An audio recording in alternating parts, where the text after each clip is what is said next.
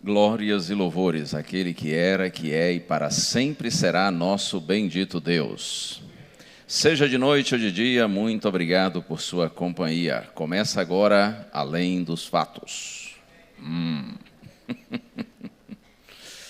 Muito bem. Boa noite, povo lindo.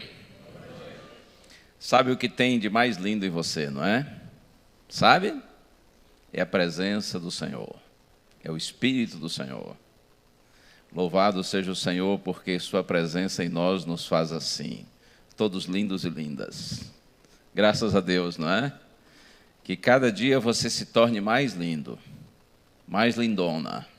Ou seja, que cada dia a presença de Deus seja mais real, seja mais profunda, seja mais grandiosa na sua vida. Porque é o que a gente mais precisa, não é? E é o melhor que a gente pode receber nessa vida. É a presença do Senhor em nós. É o encontro com Cristo que nos dá a compreensão da nossa origem e por isso nós encontramos nossa identidade nele. É a presença de Cristo que nos faz compreender o sentido, o propósito da nossa vida na realidade presente. E é a presença de Cristo também que aponta para o nosso destino. E o nosso destino é glorioso. Louvado seja o Senhor. Bom ver vocês todos. E eu também cumprimento os amigos que nos acompanham pela internet. Onde quer que você esteja, Deus continue abençoando você aí, tá bom?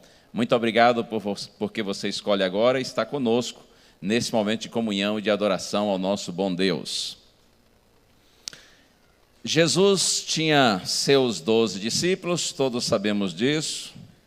E dentre esses 12, 3... pelo que a gente vê nos evangelhos, eram mais chegados, mais próximos de Cristo, não é? Quais eram esses 3? Quem sabe? Pedro, Tiago e João. Por que todo mundo falou Pedro primeiro? É que nos evangelhos é interessante, quando há referência ao fato de que esses 3 eram mais próximos de Cristo, normalmente o nome de Pedro é citado. Então parece que dos 3 mais chegados, Pedro era o mais chegado ainda. Agora é interessante que quando a gente lê os evangelhos, a gente vê que esse Pedro, ele não era muito fácil não. Ele dava assim umas vaciladas, umas mancadas. Pedro ele era muito afoito, impulsivo, precipitado. E quem tem um temperamento assim sabe que isso coloca a gente em situação delicada muitas vezes, né? A pessoa precipitada tende a ser mais falante, e quem fala mais erra mais. Apesar de que também tem boas chances de aproveitar ocasiões assim e acertar em cheio, né? Acertar na veia. Pedro não só errava, ele acertava também. Um dia, isso está lá em Mateus capítulo 16, a Bíblia diz que Jesus andava com os discípulos. Aí Jesus deu uma paradinha, olhou para eles e disse assim: quem que o povo está falando que eu sou? Aí os discípulos disseram: olha, Senhor, tem gente dizendo que o Senhor é João Batista. A ideia de que João Batista havia ressuscitado e era Jesus. Tem gente que está falando que o Senhor é Elias. Tem gente também que diz que o Senhor é o profeta Jeremias. E tem outros que falam de outros profetas. Aí Jesus disse assim: e vocês? Quem eu sou para vocês? Adivinha quem deu a resposta? Pedrão. Pedro disse assim: tu és o Cristo, o Filho do Deus vivo. Uau! Acertou ou não? Gente, que frase linda, não é? Tu és o Cristo. Cristo significa ungido, o Messias, o Filho do Deus vivo. Gente, que coisa linda. Como Jesus ficou feliz quando ouviu isso, sabendo que um dos seus discípulos estava entendendo quem ele era. Lá no Evangelho de João, capítulo 6, tem um outro relato. A Bíblia diz que uma multidão veio seguir Jesus. Jesus olhou para a multidão e disse assim: ai, ai, tudo bem, tem muita gente aqui, na boa, mas eu estou achando que vocês estão aqui mais pelos milagres que eu tenho feito do que por mim mesmo. No dia anterior, Jesus havia multiplicado pães e peixes e o povo comeu assim, até fartar. Sobrou pão, não é? sobraram peixes. Aí Jesus, vendo aquela multidão, disse assim: que dó, vocês estão aqui, eu vejo que é mais pela comida do que por mim, pelos meus ensinos. Aí Jesus disse assim: eu quero que vocês saibam que eu sou o pão da vida. Quem comer minha carne e beber o meu sangue tem a vida eterna. Quem de mim, disse Cristo, se alimenta por mim, viverá. Mas se vocês não comerem minha carne, não beberem meu sangue, vocês não têm vida. Essas palavras de Cristo criaram uma discussão entre ele e alguns líderes religiosos ali, e o assunto foi ficando assim meio forte. E a Bíblia diz que quando Jesus terminou o seu discurso, muita gente disse assim: esse discurso está muito duro. Como que dizendo assim: não é isso que a gente esperava não. E eles desistiram de seguir Jesus, foram abandonando Jesus. Nessa hora, Cristo olhou para os discípulos e disse assim: e vocês? Vocês também vão, como dizem os jovens, vão vazar? Vocês também vão embora? Quem foi que respondeu pelos discípulos? Pedro. E olha só o que Pedro disse: Senhor, para quem nós iremos? Tu tens as palavras da vida eterna, e nós temos conhecido e crido que Tu és o Santo de Deus. Uau! Gente, muito bom, hein? Pedro disse assim: Senhor, para quem nós iremos?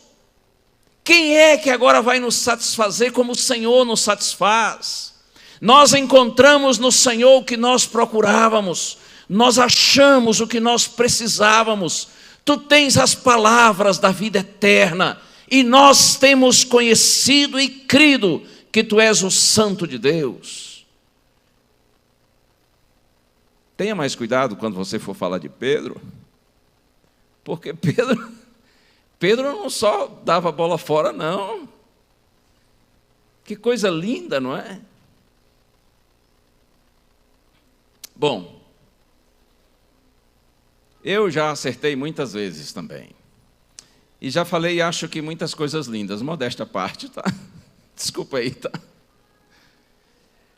Mas eu tenho que admitir que eu já dei um monte de bola fora. Gente. Uma vez eu era menino e fui pregar, foi a primeira vez que eu fui pregar. Eu devia ter nessa época assim uns 13 anos. E eu resolvi pregar sobre Judas Iscariotes. Olha a ideia. Logo sobre Judas, né? O pior de todos. Eu escrevi todo o meu sermão, eram umas 7 páginas, eu acho. Era uma quarta-feira à noite. E aí teve aquela parte de orações e tal, e chegou minha hora. E eu comecei a pregar, lendo todo o meu sermão, lendo, e tinha um relógio assim no fundo da igreja, como ali também tem. Quando eu estava na última página, eu me lembrei de olhar o relógio da igreja. E quando eu olhei o relógio da igreja, eu descobri que eu tinha pregado por 5 minutos. E eu estava na última página. Me deu um desespero e na minha cabeça veio o pensamento assim: o povo, quando terminar o sermão, vai dizer assim: olha, menino, a gente não põe mais para pregar. E tinha uma fila para pregar quarta-feira. Eu fui um dos primeiros. Eu falei: gente, eu vou acabar com minha turma, porque eles não vão botar os meninos mais para pregar, porque o menino chega lá, fala 5 minutos, acabou. Aí eu comecei a ler a última página bem devagarzinho, para gastar o tempo, em câmera lenta. Slow motion fala, né? Aquela coisa bem lenta.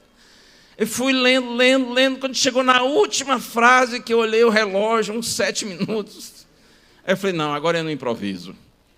Dentre os meus improvisos, eu disse assim: ó, aqui uma coisa, irmãos, ainda existem Judas na atualidade, e aqui dentro dessa igreja tem muitos Judas traindo Jesus. E mandei bala. Quando terminou o sermão, fui para casa. Minha mãe tinha ido à igreja, o filho ia pregar, não é? Estava orgulhosa. Quando eu cheguei em casa, minha mãe me recebeu e me disse assim: o que foi aquilo que você fez, meu filho? Eu falei: mãe, é porque foi curto. Não, para que você falou que tem Judas na igreja? Mas como é que você fala uma coisa dessa, menino? Na hora que você falou aquilo, a vontade que me deu foi enfiar minha cara debaixo do banco e me esconder. Eu falei: ô mãe, desculpa aí, é porque eu não sabia o que falar, não é? Bom, mas eu já dei muitos outros bola fora. E você? Você sempre acerta? Já falou o que não devia ter dito para alguém? Talvez na igreja aqui, ou no seu relacionamento em casa, com sua esposa, com seu marido. Nunca falou uma palavra da qual depois você se sentiu envergonhado por ter dito, né? Para os seus filhos. E, aliás, permita-me dizer uma coisa: quando você pede perdão para a mulher, ou para o marido, ou para os filhos, ou para um amigo, para quem quer que seja, quando um pastor, por exemplo, pede perdão para um membro da igreja, porque ele se precipitou em alguma palavra. Sabe, quando a gente pede perdão para as pessoas, a gente não está se diminuindo. Nós estamos apenas admitindo que somos humanos.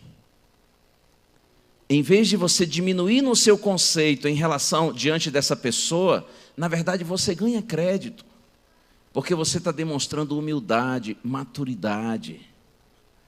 O problema é quando a gente erra e tenta manter o erro com outros erros por causa do nosso orgulho.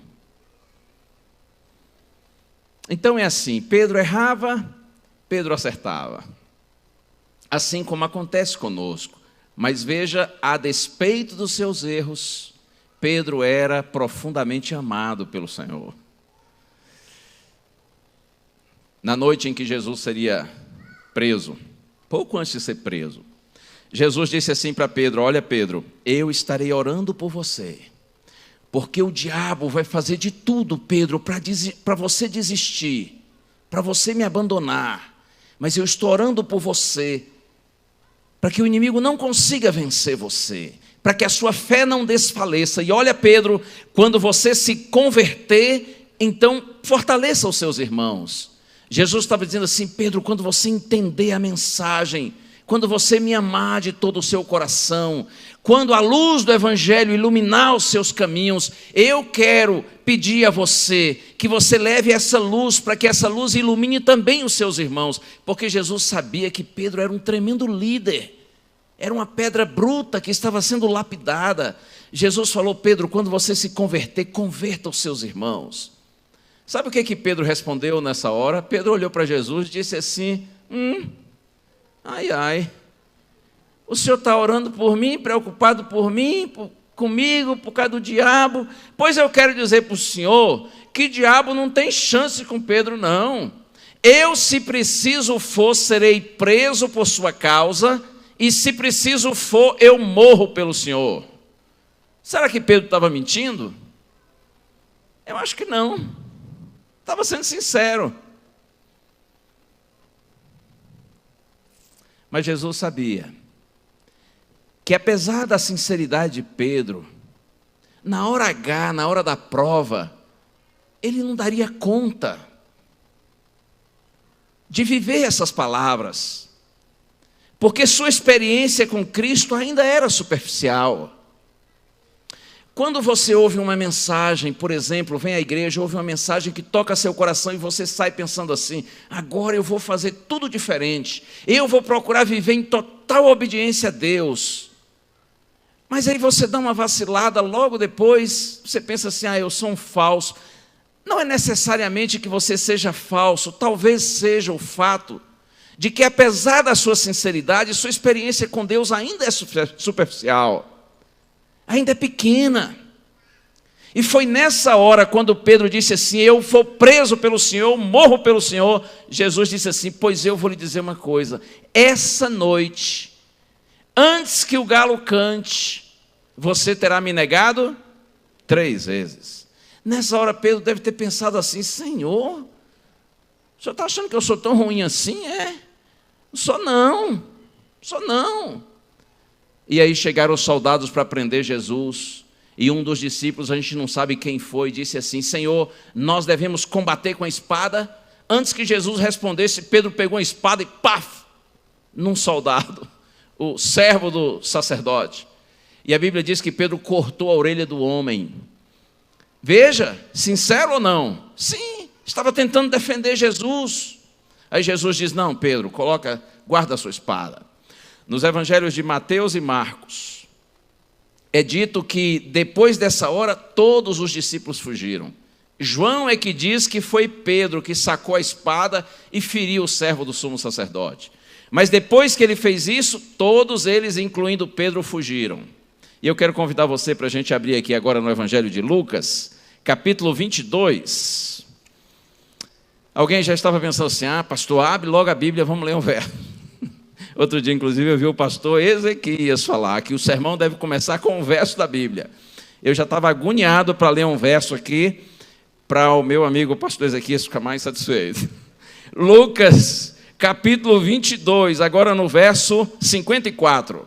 Olha só, Lucas 22, 54, está escrito assim: então, prendendo-o, levaram e o introduziram na casa do sumo sacerdote, e Pedro seguiam de longe. Todos fugiram, mas Pedro voltou. E ele deve ter pensado assim, já comecei a vacilar. Ele disse que eu ia negar e eu já comecei a negar, já corri. Me mandei. Sabe de uma? Eu vou voltar. Vou voltar para mostrar para ele que eu sou sincero, que eu estou me esforçando para fazer o que é certo. E ele voltou. Mas ele voltou, e diz a Bíblia, e ele ficou seguindo Jesus de longe. Jesus foi introduzido lá na casa do sumo sacerdote. Pedro e João conseguiram entrar no pátio da casa e ficaram ali. E aí que a história se desenrola e a gente conhece, né? A Bíblia diz que quando Pedro estava ali, seguindo de longe, é que acontece o episódio da negação, né? Alguém chega e diz assim: ei, você aí, você é discípulo de Jesus, você veio lá da Galileia. E Pedro disse: eu não sou. Aqui tem uma aplicação que eu posso fazer para a gente. Sabe qual é? Quando a gente segue Jesus de longe, de fato a gente não é discípulo dele para valer. O que segue de longe, segue e não segue. O que segue de longe é aquele que não despreza Cristo, mas também não abraça. Eu poderia dizer que o cristão que segue Cristo de longe é aquele que deseja os privilégios do cristianismo, a coroa de glória, mas ele evita os compromissos, a cruz que machuca, que dói. O que segue Jesus de longe é assim: segue e não segue, não despreza, mas também não abraça.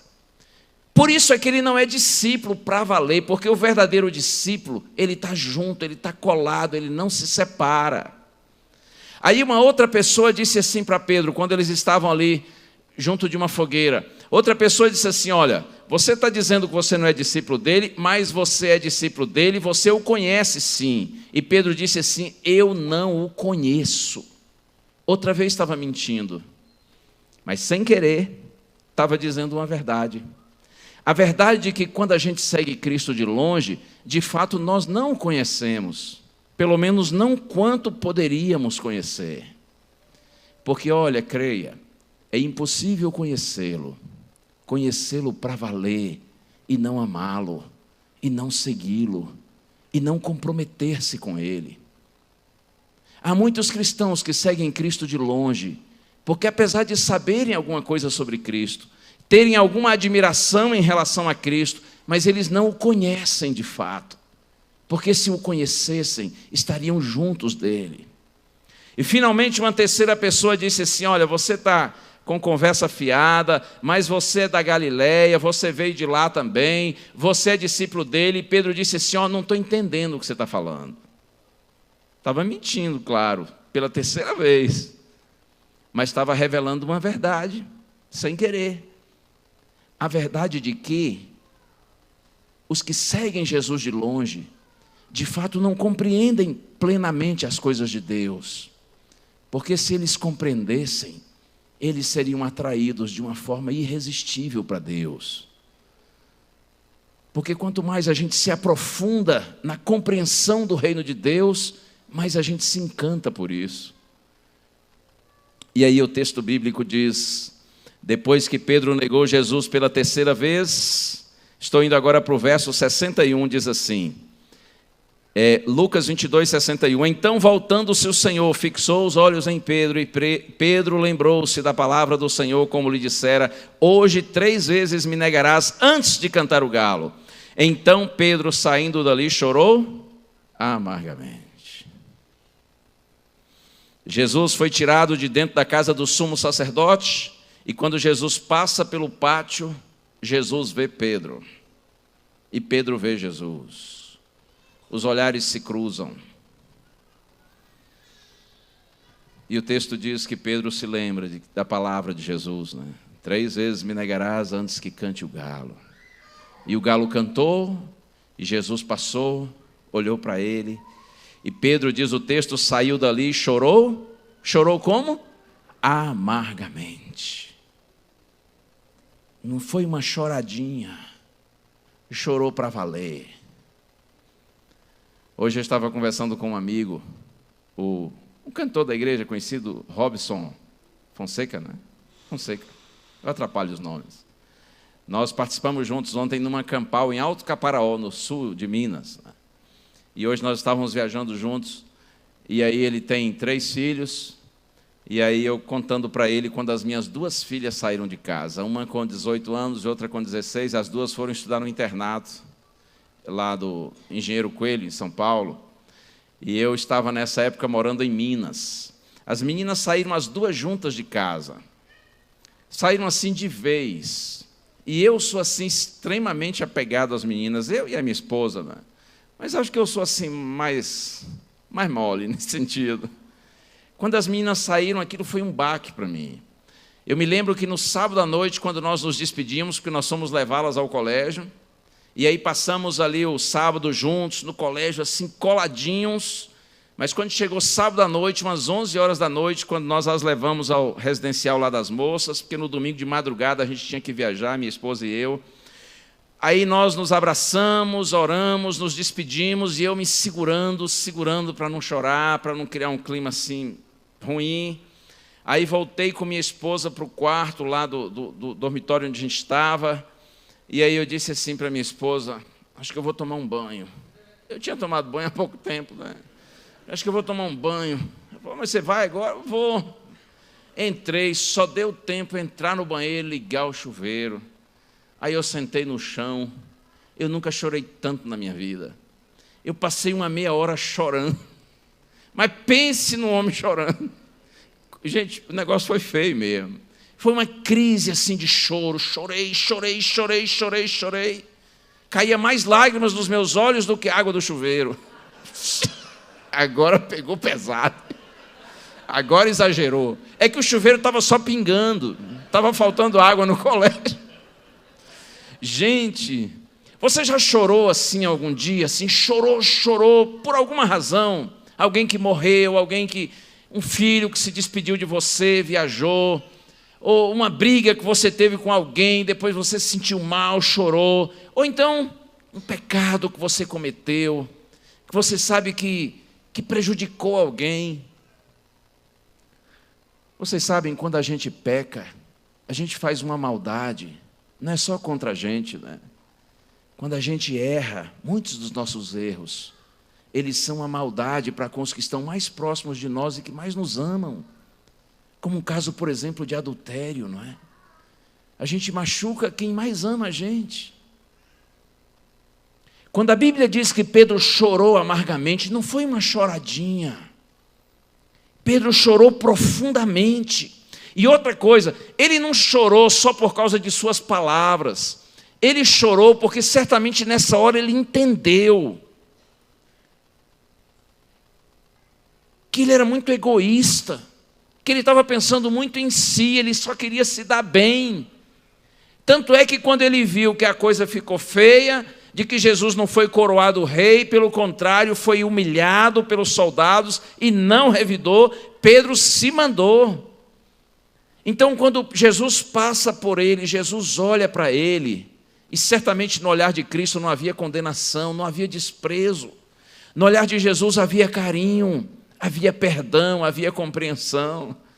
Quando Pedro vê a sua realidade egoísta, às vezes falso, dissimulado, com um Cristo puro, amoroso, verdadeiro. Quando Pedro vê a sua covardia contrastada com a coragem de Jesus, quando Pedro se viu como ele de fato era, irmãos, quanto mais perto, mais próximos de Deus, mais nós nos vemos como nós somos. Quando você está perto de Deus, você percebe sua indignidade. Quando nós cristãos começamos a nos achar muito crentes, sabe o que eu estou falando, não é? Quando a gente começa a se achar que é mais santo que os outros, olhando as pessoas, às vezes até da própria igreja, mas principalmente os de fora da igreja, como os mundanos, perdidos. E a gente começa a se achar demais, isso é sinal de que nós estamos nos afastando do Senhor. Porque quando você está perto de Deus, você vê sua indignidade. Essa arrogância, essa prepotência, esse convencimento é uma indicação de afastamento de Deus. E outra, quando a gente começa a ver as pessoas assim de cima para baixo, porque a gente se acha, está confirmada nossa separação de Deus. Porque quanto mais próximo de Deus, você olha as pessoas com os olhos de Deus. E sabe, quando a gente olha as pessoas com os olhos de Deus, a gente olha para elas com compaixão, com amor, com compreensão.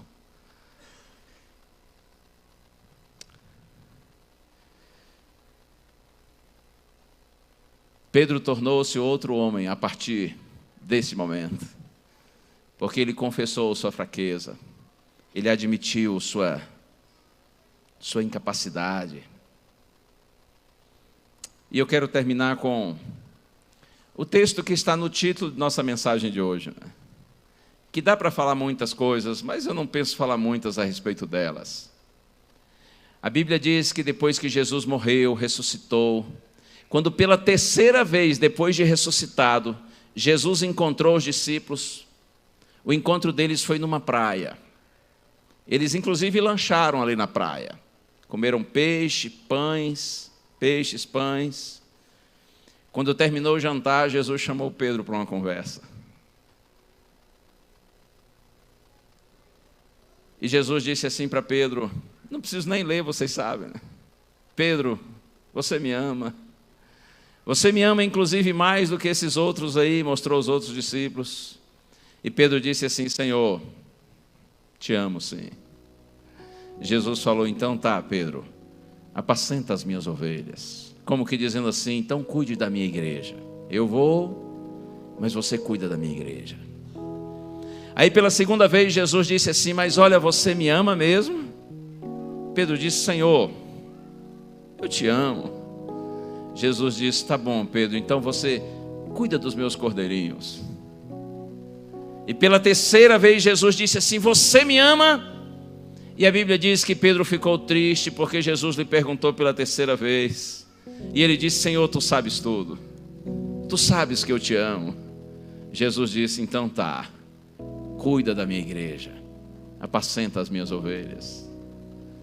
Aí tem um jogo de palavras, de acordo com o original grego, mas eu vou saltar essa parte, apesar de ser muito interessante. Eu só quero ressaltar o fato de que eu não tenho dúvida, e eu sei que muitos aqui também já sabem disso. Certamente Jesus perguntou para Pedro 3 vezes, para que Pedro saísse daquele encontro com uma certeza inabalável de que suas 3 negações estavam completamente perdoadas. Quando Jesus diz assim, Pedro, você me ama, e Pedro diz, Senhor, eu te amo, e Jesus diz, apacenta as minhas ovelhas, é como se Jesus estivesse dizendo assim, a primeira negação sua, quando você disse que não me conhecia, está deletada. Sua confirmação agora deleta aquela negação. E eu renovo, Pedro, aquilo que eu te disse, na noite em que você me negou, de que você deve fortalecer os seus irmãos, cuidar da minha igreja. Pedro, você me ama pela segunda vez? Eu te amo. Jesus diz, então tá bom, sua segunda negação está perdoada. E eu volto a dizer, cuida da minha igreja. Pedro, você me ama, eu te amo. Então a terceira também. Agora a sua conta zerou, Pedro. Você não deve mais nada.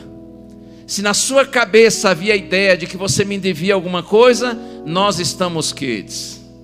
Você não me deve absolutamente nada, Pedro. Nessa hora, Pedro, você nasceu de novo. Você é uma nova pessoa para mim. O seu pecado está perdoado. Você não tem passado para mim. Irmãos, quando Deus perdoa é assim. O perdão de Deus é um ato. O perdão de Deus é instantâneo. Quando a Bíblia diz que Deus, quando perdoa, esquece, claro que não é no sentido assim de que dá uma pane lá na mente de Deus e pronto, Deus não lembra mais do que foi que a gente fez. Não é isso. Quando a Bíblia diz que Deus perdoa, esquece, é porque quando Deus perdoa, Ele perdoa para valer. Ele nunca mais vai levar em conta aquele pecado que nós cometemos, que confessamos com sinceridade e recebemos dele perdão. Nós até podemos ser condenados por outros, mas não por esses erros que nós confessamos com sinceridade. Você está livre, você está leve, você é um novo homem, Pedro, aos meus olhos. Não carregue mais no seu coração a dor pelo seu pecado, pela sua traição. Vai, Pedro, e cuida da minha igreja. E Pedro foi e cuidou. E tornou-se, vocês sabem, um dos mais admiráveis homens, dentre os primeiros pregadores do cristianismo. Bendita a graça do Senhor Jesus. O mais triste dos cristãos que seguem Cristo de longe, e eu quero insistir nesse ponto porque infelizmente, vocês sabem, a gente vive num tempo em que há muitos cristãos, mas quantos desses estão de fato seguindo Jesus de pertinho, não é? Que pena. Sabe o que é mais triste dos crentes que seguem Jesus de longe? É que exatamente por eles se manterem longe de Jesus, eles não conseguem tocá-lo. E o que há de mais lindo na vida é quando pela fé a gente toca em Cristo, quando a gente ouve Cristo, quando a gente tem certeza que fala com Cristo. Os cristãos que seguem Jesus de longe, eles desfrutam apenas as migalhas do cristianismo. Eles não se alimentam para valer, exatamente porque estão longe. Eu vou contar uma historinha aqui bem rápida.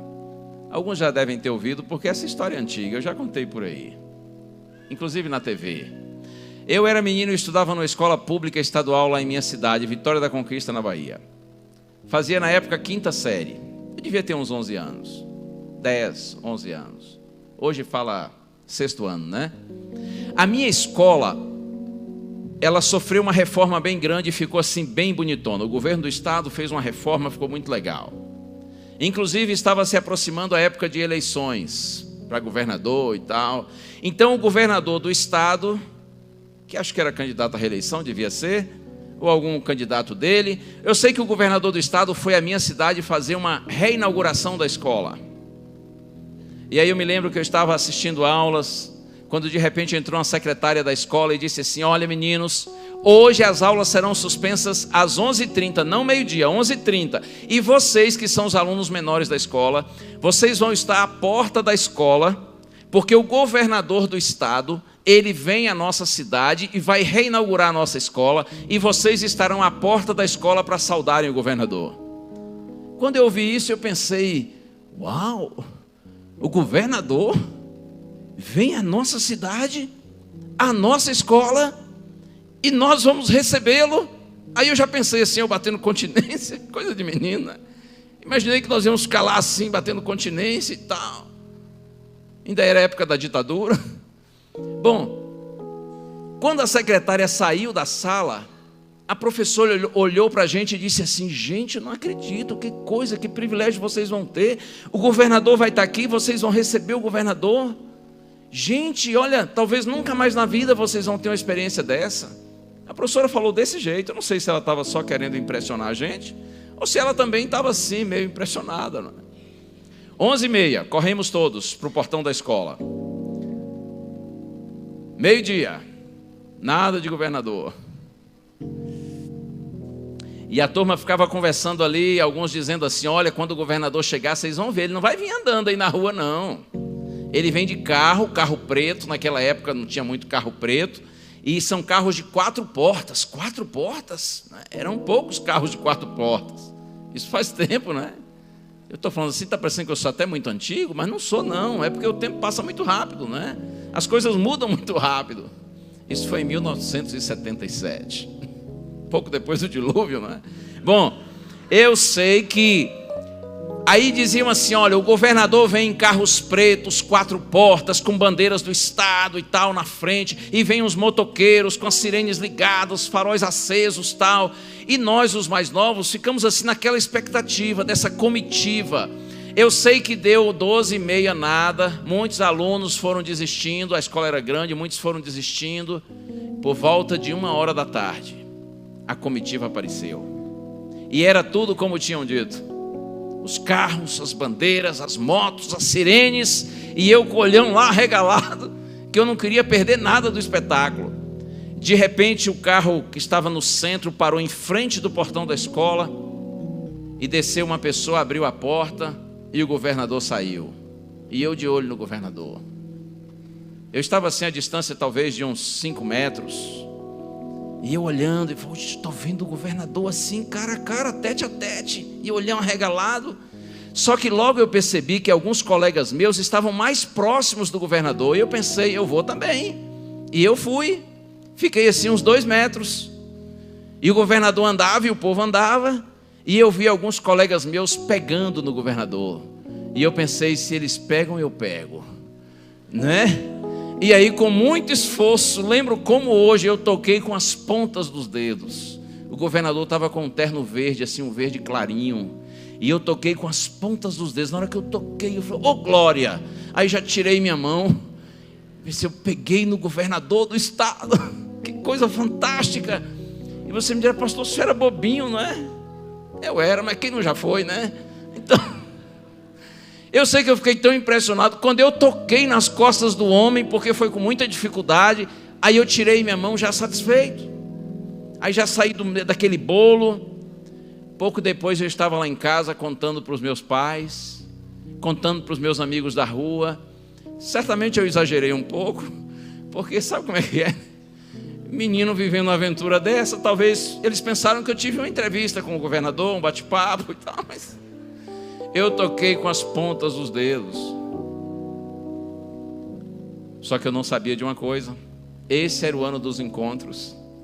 Nesse mesmo ano, 1977, os meus pais conheceram a igreja adventista, foram convidados a ir a uma igreja, como muitos foram convidados aqui hoje.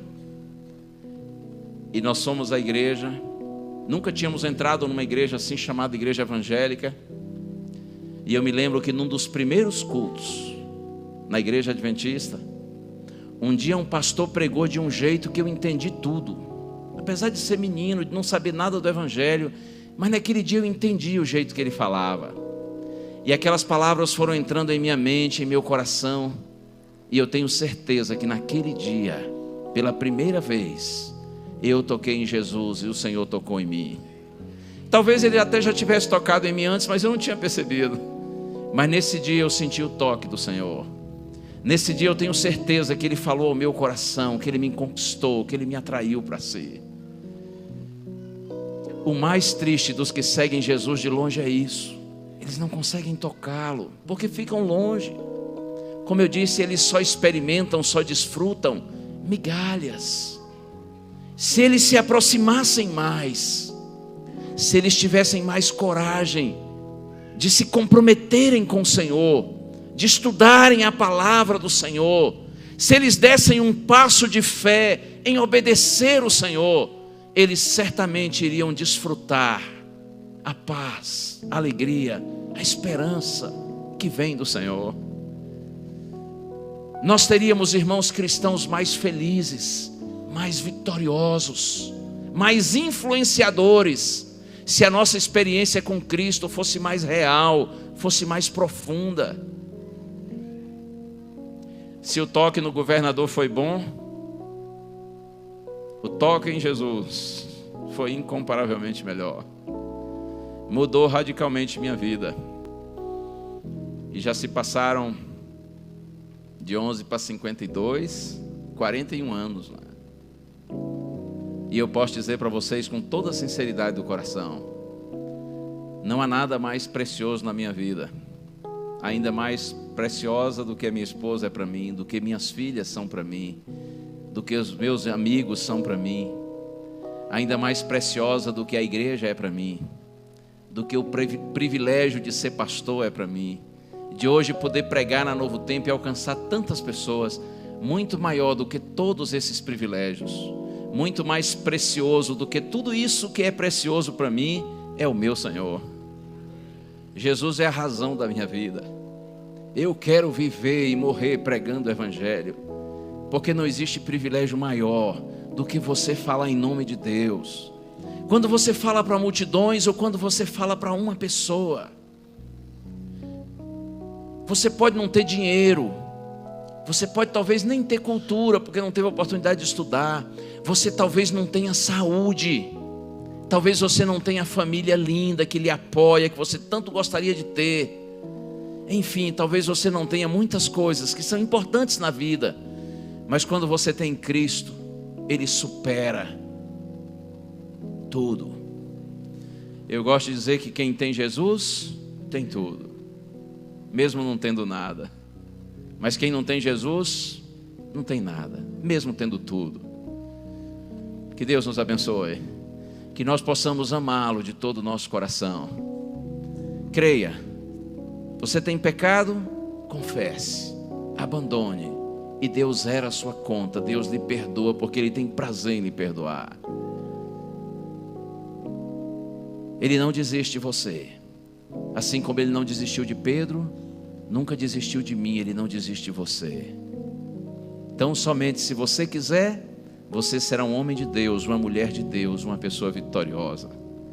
Bênçãos de Deus sobre a sua vida. Olha só uma coisinha. Depois que Jesus conversou com Pedro e Pedro disse: te amo, te amo, te amo. E Jesus diz: apacenta, apacenta, apacenta as minhas ovelhas. Aí Jesus disse assim para Pedro: Pedro, quando você era mais novo, você se vestia e ia para onde você queria. Só que quando você for mais velho, você será levado para onde você não quer ir, não quererá ir, e as suas mãos serão estendidas. Depois de Jesus falar essas palavras para Pedro, aí João, no seu Evangelho, capítulo 21, faz um comentário e diz assim: Jesus disse essas palavras para mostrar a Pedro com que gênero de morte ele haveria de glorificar a Deus. Essa expressão, estenderás as mãos, significa você será crucificado. Jesus profetizou que pelo fato de Pedro decidir segui-lo de perto, tornar-se um pastor da igreja, um pregador do Evangelho, Pedro um dia seria crucificado. E de fato, isso não está na Bíblia, mas a tradição dos judeus, que é confiável e séria, diz que quando Pedro já estava idoso, foi capturado, já tinha sido preso outras vezes por causa do Evangelho, mas finalmente Pedro foi executado. E quando chegaram diante da cruz, ele disse assim: eu não sou digno de morrer como o meu mestre. Por isso ele foi crucificado de cabeça para baixo. Eu estou dizendo isso para dizer para você que Jesus não ilude seus seguidores. Não fique você pensando que assumir Jesus e segui-lo de perto, sua vida vira um mar de rosas. Mas eu posso lhe assegurar, mesmo que você seja crucificado de cabeça para baixo, você morrerá em paz. E saiba de uma coisa: nada pode nos separar do amor de Deus que está em Cristo Jesus nosso Senhor. Naquele dia, de cabeça para baixo, crucificado, eu imagino Pedro olhando para o céu e glorificando a Deus. Pedro morreu sabendo que se Deus é por nós, quem será contra nós? Pedro morreu sabendo que um dia o céu se abrirá e aquele Cristo bendito se manifestará a segunda vez, agora em glória e majestade. e os que morreram em Cristo serão ressuscitados por Cristo com um corpo perfeito, imortal e glorificado. E sem dúvida, Pedro estará entre eles. Nós vamos inclusive poder conhecê-lo. Deus abençoe a todos. A gente vai orar, mas eu quero muito nessa noite mencionar na minha oração, e eu sei que os irmãos todos estarão unidos comigo nesse propósito. Nós queremos mencionar em nossa oração, pedindo a Deus uma bênção especial sobre você que é nosso amigo, nossa amiga, que está aqui hoje na igreja e que não é membro batizado da igreja, ou talvez até já foi, mas por alguma razão um dia se afastou do caminho. Nós vamos terminar o culto hoje clamando a Deus uma bênção especial sobre você e sobre sua família, sobretudo bênção espiritual. Nós queremos pedir a Deus que abra cada dia mais sua mente, seu coração, para que você entenda a Santa Bíblia, para que você sinta o amor de Deus, seja tocado por Cristo e possa tocar nele. Eu quero pedir a Deus que ajude você a ser um discípulo de Cristo que o segue de perto. Você tem esse desejo no seu coração? Você quer verdadeiramente nessa noite dizer: Senhor, ajuda-me, eu quero te seguir, mas não de longe. Eu não quero ser cristão só no nome ou na aparência. Eu quero ser cristão na essência. Eu quero te amar mais. Eu quero te compreender mais. Eu quero te tocar mais. Quem gostaria de receber essa bênção de Deus? Amém. Está ali o Geraldo e a Elaine? Elaine, acertei, né? Aqui mais um outro. Quantas pessoas? Fiquem em pé, por favor. Não se constranjam, não. Olha aí quanta gente. Deus seja louvado. Amém. Amém.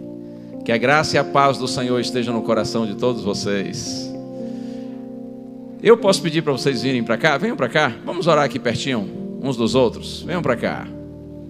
Se alguém quiser vir com eles também acompanhando, pode vir para eles não se sentirem constrangidos. Deus seja louvado. Que bom vocês estarem mais uma vez. Você e vocês todos. Venham aqui, em nome do Senhor. Não se constranjam. Vamos dar uma salva de palmas para eles aí, bem carinhosa. Muito bem. Estamos alegres, muito alegres pela presença de vocês todos, viu? E que Deus abençoe você que está nos acompanhando aí pela internet também, tá? Você está longe dos nossos olhos, mas perto do nosso coração. E perto do coração de Deus e dos olhos de Deus. Que o Senhor te abençoe muito também. É isso. Vamos em nome de Jesus. Porque ainda tem muitas coisas lindas de Deus que vão acontecer na nossa vida. Amém? Vamos orar. Pai querido, Senhor, nós te louvamos nessa hora, com sinceridade em nosso coração, porque sabemos que não obstante as nossas imperfeições, a despeito de toda a nossa indignidade, Tu nos amas. Tu vens ao nosso encontro, até mesmo quando nós corremos de Ti. Nós te louvamos por isso, Senhor, por Tua paciência, Tua tolerância, Teu amor para conosco. E nessa hora, Senhor, nós todos, membros dessa igreja, unimos nosso coração e clamamos, Pai, uma bênção do Senhor especial sobre esses nossos queridos que convidamos e eles vieram à igreja hoje. Alguns já têm vindo já há alguns dias, outros, quem sabe, estejam aqui hoje a primeira vez. Ó Deus, faze, Senhor, por Tua graça, que todos eles, ao voltarem para casa, voltem com o coração transbordando de alegria, com a paz do céu, com a esperança que vem do Senhor. Eles têm problemas, Senhor, como nós todos temos, mas eu te peço, Senhor, por Tua graça, dá a esses Teus filhinhos a certeza de que com Tua bênção nós vencemos o mal com o bem. Com a Tua bênção nós temos forças para viver, que as dificuldades, lutas e tristezas dessa vida não roubam a nossa paz, quando a nossa paz é a paz do céu. Santifica-os na verdade, Senhor. Abre a mente e o coração deles para que Te compreendam, para que Te amem, para que Te sigam. Nós os entregamos nas Tuas mãos. Nós oramos agradecidos no nome sublime de Jesus. Amém. Amém.